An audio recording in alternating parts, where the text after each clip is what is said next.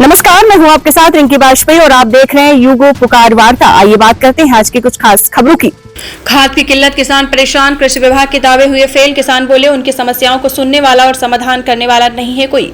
छतरपुर में खाद की किल्लत से अन्नदाता किसान परेशान है। खाद के लिए किसान भटक रहे हैं। नौगांव रोड पर बने किसान केंद्र पर खाद लेने के लिए किसान पहुंचे। जब उनको वहां पर खाद नहीं मिली तो उनको चक्का जाम कर दिया। पुलिस की समझाइश के बाद जाम खोला गया और पुलिस की मौजूदगी में पुलिस सुरक्षा में किसानों को खाद का वितरण किया जा रहा है। तहसीलदार स्वयं हाथों में पर्ची लिए किसानों को बांटती हुई दिखाई दी। किसानों ने बताया है कि ग्रामीण क्षेत्र में खाद न होने से वह मजबूरन मुख्यालय खाद लेने के लिए आ रहे हैं, लेकिन वहां पर खाद नहीं मिल पा रही है। कृषि विभाग के द्वारा खाद की उपलब्धता के दावे तो किए जा रहे हैं, लेकिन किसानों को खाद नहीं मिल पा रही है। पुलिस और प्रशासनिक अधिकारियों की मौजूदगी में खाद वितरण किया जा रहा, तो वहीं किसानों को खाद न मिलने से उनके अंदर आक्रोश है। कृषि अधिकारी दावा कर रहे हैं उनके पास पर्याप्त खाद है। क्या नाम है आपका? मूलचंद अहरवाल। सोहरा के रहने वाले। कितनी परेशानी तो सर ऐसा है, देखो कल भी हम लोग आए थे, मतलब आज आए 6 बजे, तो कल 8 बजे से नाम लिखना बंद हो गए थे। आज 6 बजे आए तो नाम तो लिख लिया। अब वो कह रहे थे अब ऐसा नहीं है, यहाँ नियम ये गलत है कि एक तो सर हर जैसे नौगांव रोड है तो यहाँ का केंद्र अलग होना चाहिए, सागर रोड है उसका केंद्र अलग होना चाहिए, पन्ना रोड है उसका केंद्र अलग होना चाहिए। और जैसे शराब के ठेके हर गांव में खोल देते हैं, वैसे खादों के लिए हर गांव में एक ठेका खोलना चाहिए खाद का। बड़ा गलत कह रहे हैं। यहाँ शासन प्रशासन बहुत खराब है, सरकारें ही बेकार है यहाँ की। मैं कहाँ में लगे टोकन कल लाए थे, आप कह रहे थे 12 बजे से कटेंगे टोकन, तो आप देख लो आप जो अभी वो कल वालों को मिले परेशान हो सर। यहाँ पानी की व्यवस्था है, धूप कितनी है आप देखे नहीं सर, कहाँ भी चाय वर पी के आए थे सभी। किस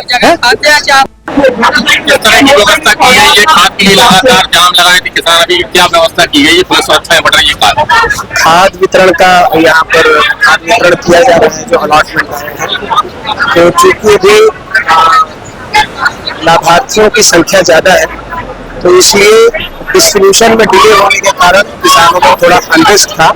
वो पुलिस व्यवस्था लगाई जाकर जो यहाँ पर वरिष्ठ प्रशासनिक अधिकारी हैं उनके मार्गदर्शन में यहाँ पर जो गाइडलाइंस प्राप्त करके और व्यवस्था बनाकर खाद वितरण करा रहे हैं। किसी तरह का कोई समस्या नहीं है। और यहाँ पर जो लोग खाद की अपेक्षा में आए हैं तो स्टॉक की भी कमी है, ऐसा बताया गया है। तो वो 10-25 मिनट के अंदर ये चीजें रेगुलराइज हो जाएंगी और इनका आदेश शांत खाद के लिए व्यवस्था बनाई जा रही है। आज की स्थिति में अभी वर्तमान में 1600 बोरी खाद है, पर्याप्त मात्रा में खाद है। और यहाँ पे पुलिस प्रशासन, तहसीलदार, RI और कृषि विभाग के अधिकारियों के माध्यम से टोकन के थ्रू वितरण कराया जा रहा है। कोई कमी नहीं है। सभी समितियों में जिले की सभी समितियों में DAP पर्याप्त मात्रा उपलब्ध है और NPK उपलब्ध है। हो जाएगी तो सब रखे, सभी खाद मिले, खाद के जिले में कोई कमी नहीं है। समितियों में खाद है, जो समितियां हैं सभी समितियों में DAP हो जाएगा, पर्याप्त भंडारण कराया गया है, कोई कमी नहीं। अगर ऐसी कोई समिति जो खाद करना कर रही हो तो उनके खिलाफ सख्त कार्रवाई की जाएगी। किसानों ने आरोप लगाया। मानकलाल कुशवाहा। कहाँ के? देरी के। तो यहाँ क्यों आपको आना पड़ रहा है? यहाँ खाद लेने के लिए आना पड़ा है। गांव में मिलता ही नहीं, कहीं मिल ही नहीं रहा। मंडी में है तो वहाँ पर अन्नदाता देते हैं, वो भी 1400 की बोरी देते। एक जगह के अलावा दूसरी जगह कहीं खाद ही नहीं दे रहे। अगर खाद 5-6 जगह मिलता तो इतनी ज्यादा भीड़ क्यों लगती है? आदमी 2-2 दिन डले सुबह से बिना खाना खाए पिए, फिर भी खाद नहीं मिल रहा है। अगर यही खाद हर जगह दिया जाएगा तो इतनी भीड़ नहीं होगी, तसल्ली से खाद मिल जाएगा। यहाँ हमारे तो सुबह 7 बजे से कभी से है यहाँ पर, ना टोकन मिला है ना नाम लिखा, कुछ नहीं हुआ है। खाद DAP लेने आए थे, इफको की कोई खाद भी नहीं वो है, ना नाम लिखा है। पुलिस वाले धमका रहे हैं, यहाँ पर कोई अगर ज्यादा वो करेगा तो कार्रवाई भी करेंगे, मारने के लिए भी कह रहे थे वो।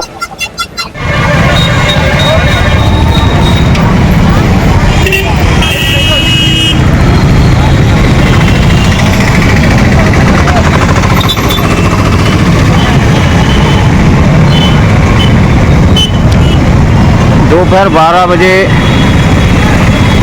बच्चों की छुट्टी होने पर यहाँ पर जाम की स्थिति बनती है। ये तस्वीरें हैं उत्कृष्ट विद्यालय नंबर 1 की, और यहाँ पर यातायात विभाग द्वारा कोई भी पुलिसकर्मी तैनात नहीं किया गया है। कोई भी अप्रिय घटना घटने की स्थिति बनती है तो ये तस्वीरें उत्कृष्ट विद्यालय नंबर 1 की हैं। उत्कृष्ट विद्यालय नंबर 1 स्कूल 2 शिफ्टों में संचालित होता है, और देख सकते हैं आप इस तरफ भी रिक्शा खड़े हुए हैं और अक्सर जाम की स्थिति बनती है, दुर्घटना की आशंका बनी रहती है। यातायात प्रभारी को यहाँ पर पॉइंट लगाना चाहिए। एक 12 बजे छुट्टी होती है और एक 4:30 बजे छुट्टी होती है। तो देख सकते हैं आप तस्वीरें उत्कृष्ट विद्यालय नंबर 1 की ये तस्वीरें हैं, और यहाँ पर